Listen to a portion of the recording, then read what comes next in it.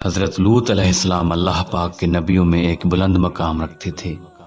وہ حضرت ابراہیم علیہ السلام کے برادر ذات تھے، یعنی انبیاء کے خانوادے سے آپ کا تعلق بہت پرانا تھا۔ مزید ویڈیو کو ڈسکس کرنے سے پہلے عالم ٹی وی کو سبسکرائب کریں اور بیل آئیکن کو لازمی پریس کریں۔ آپ حضرت ابراہیم علیہ السلام کے حکم پر مصر کو چھوڑ کر اردن کے علاقے مصدوم میں قیام پذیر ہوئے اور دین حق کی تبلیغ میں مصروف عمل ہو گئے۔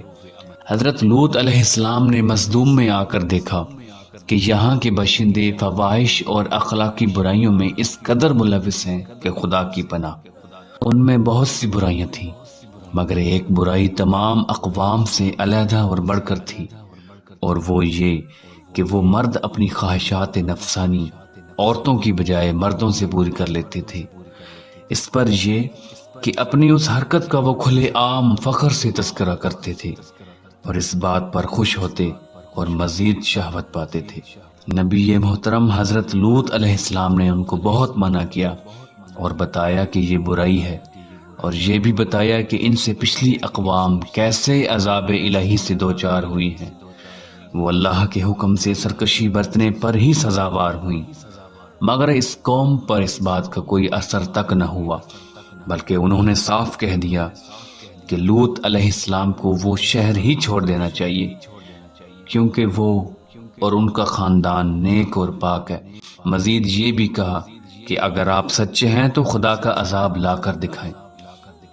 اسی وقت میں حضرت ابراہیم علیہ السلام کو اللہ کے بھیجے ہوئے 3 آدمی ملے۔ آپ نے ان کی خوب خاطر تواضع کی۔ جب ان کو گھر لے کر گئے تو انہوں نے بتایا کہ ہم اللہ کے بھیجے ہوئے فرشتے ہیں اور قوم لوط کو تباہ کرنے کے واسطے مصدوم جا رہے ہیں۔ جب وہ مصدوم پہنچے تو حضرت لوط علیہ السلام کے پاس گئے، کیونکہ وہ بہت حسین و جمیل لڑکوں کی صورت میں تھے، اس لیے حضرت لوط علیہ السلام ان کو دیکھ کر گھبرا گئے کہ قوم ان کے ساتھ نہ جانے کیا سلوک کرے۔ انہوں نے حضرت لوط علیہ السلام کو تسلی دی کہ آپ فکر نہ کریں، ہم اللہ کے فرشتے ہیں اور قوم ہمارا کچھ نہیں بگاڑ سکتی۔ اسی اثناء میں قوم کو خبر ہو گئی کہ حسین و جمیل لڑکے آئے ہیں۔ ان کے منہ میں پانی آیا اور وہ حضرت لوط علیہ السلام کے گھر پہنچے اور کہا کہ یہ لڑکے ہر صورت ہمارے حوالے کر دو۔ انہوں نے بہت منع کیا مگر وہ نہ مانے اور دھمکیاں دینے لگے۔ آخر کار ان کی ہٹ دھرمی کی وجہ سے عذاب الہی آ پہنچا۔ رات ہوئی تو حضرت لوط علیہ السلام اپنے خاندان سمیت گھر بار چھوڑ کر نکل گئے۔ تھوڑی دیر کے بعد ایک خوفناک اونچی چیخ نے پوری بستی کو تباہ و برباد کر دیا۔ پتھروں کی ایک خوفناک بارش نے ان کا نام و نشان تک مٹا دیا۔ اگلے دن اس جگہ پر اس آبادی کا نام و نشان تک نہیں تھا۔ امریکہ کے محققین نے انتھک محنت سے تقریباً 10 سال کے عرصے میں ایک 3500 سال پرانا شہر دریافت کیا ہے۔